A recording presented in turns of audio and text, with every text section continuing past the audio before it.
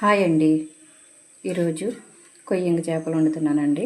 చూడండి, ఈ గోదావరి చేపలు అన్నమాట. కొయ్యంగి చేపలు వండుతున్నాను. ఇప్పుడు ఆయిల్ వేడెక్కిన తర్వాత ఉల్లిపాయలు పచ్చిమిరపకాయలు వేసుకోవాలండి.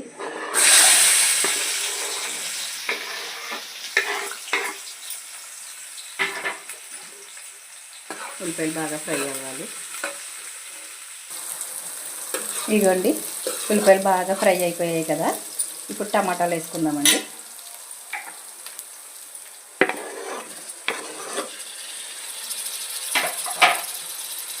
టమాటాలు కూడా బాగా వేసుకోవాలి.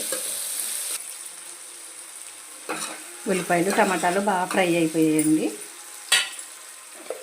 ఇప్పుడు పసుపు వేసుకుందాము, సాల్ట్,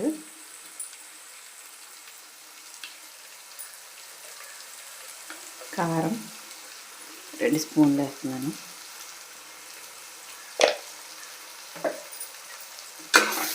కొద్దిగా వేపాలి. బాగా వేగిందండి. ఇప్పుడు చింతపండు పులుసు వేసేస్తాను నేను.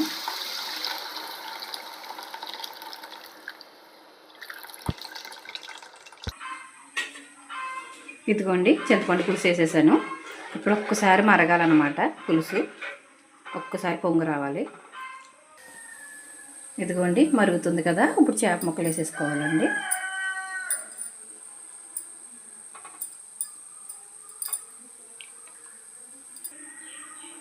ఇదిగోండి, చేప ముక్కలు వేసేసుకున్నాం కదా. ఇప్పుడు మీడియం మంట మీద పెట్టేసి ఒక అరగంట సేపు ఉడికించుకోవాలి. ఉడికితేనే బాగుంటుంది, బాగా ఉడకాలి చేపలు. ఇదిగోండి, చేపల పులుసు సగం ఉడికింది. ఇప్పుడు బెండకాయలు వేసుకుందామండి. ఇదిగో ఇలాగా కట్ చేసుకుని ఇక్కడ నాటు పెట్టుకుని బెండకాయలు వేసుకుంటే టేస్ట్ బాగుంటుంది.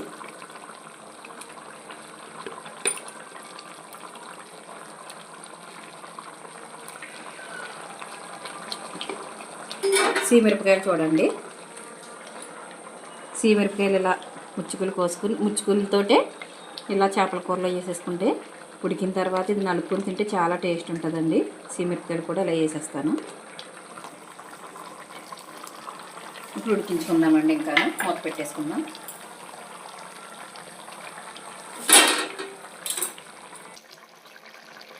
ఇదిగోండి, కూర ఉడికిపోవచ్చింది. ఒకసారి తిప్పుకున్నాము. గట్టి పెట్టి తిప్పకూడదు, ఇలాగే తిప్పుకోవాలి.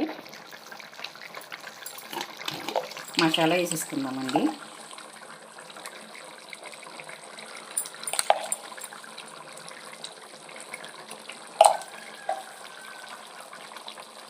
కొత్తిమీర చల్లుకుందాము.